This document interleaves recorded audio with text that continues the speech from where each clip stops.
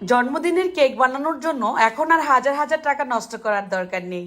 হ্যাঁ, তো মজার সুস্বাদু কেক তৈরি করতে পারবেন আপনি নিজের হাতেই মাত্র 30 টাকা খরচ করলেই। কিন্তু যে কেউ বানিয়ে নিতে পারবেন, যখনই খেতে মন চাইবে এটা কলিজা মন ঠান্ডা হয়ে যাওয়ার মতো একটা কেক তৈরি হবে। এর জন্য লাগবে আমার 2টা ডিমের কুসুম। আমি একটা বাটির মধ্যে কুসুমটাকে আলাদা করে নিচ্ছি। সাদা যে অংশটা আছে এটাকে ছাড়িয়ে এভাবে কুসুমটাকে আলাদা করে ফেলবো। আরও একটা ডিমের কুসুম নিয়ে নিচ্ছি। কুসুম ভেঙে গেলে সমস্যা নেই, উপর থেকে এভাবে করে কুসুমটাকে উঠিয়ে নিতে পারেন।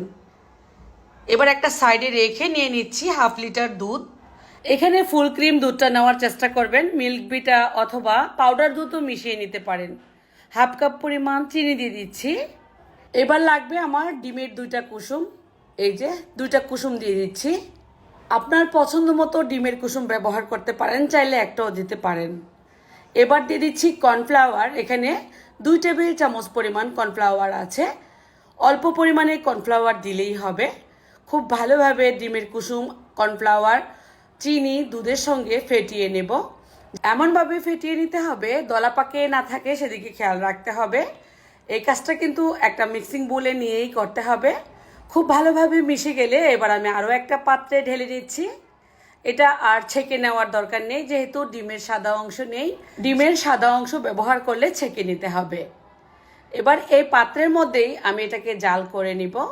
চুলার হিট মিডিয়াম রেখে অনবরত নাড়তে হবে, মানে ঘুটে নিতে হবে। শুধু ঘুটাঘুটির পালা। ঘুরতে ঘুরতে দেখবেন 2 মিনিটের মধ্যেই এটা অনেকটা ঘন হয়ে আসবে।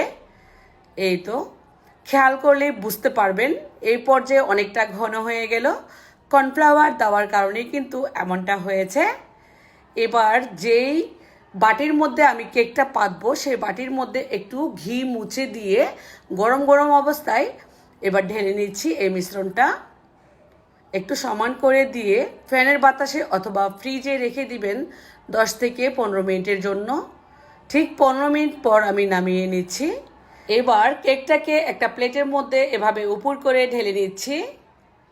খুব সুন্দরভাবে কিন্তু এটা উঠে যাবে।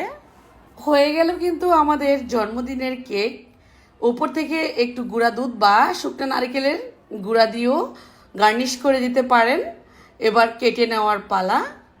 আপনার পছন্দ মতো করে কেটে নেবেন, যে যেমনটা করে কাটতে সুবিধা বোধ করেন বা খেতে পছন্দ করেন। এটা খুব সুন্দর হয়, খেতে অন্যরকম টেস্ট। এটা আমি বলবো দুনিয়ার সব থেকে আলাদা রকমের একটা মজা। অনেক বেশি টেস্টি এই খাবারটি তৈরি করা খুবই সহজ। রেসিপিটি ভালো লাগলে শেয়ার করে দিবেন। সবাই ভালো থাকবেন, সুস্থ থাকবেন, আর কমেন্টে আপনাদের মতামত জানিয়ে দিবেন। আজকের মতো আমি বিদায় নিয়ে নিব। আল্লাহ হাফেজ।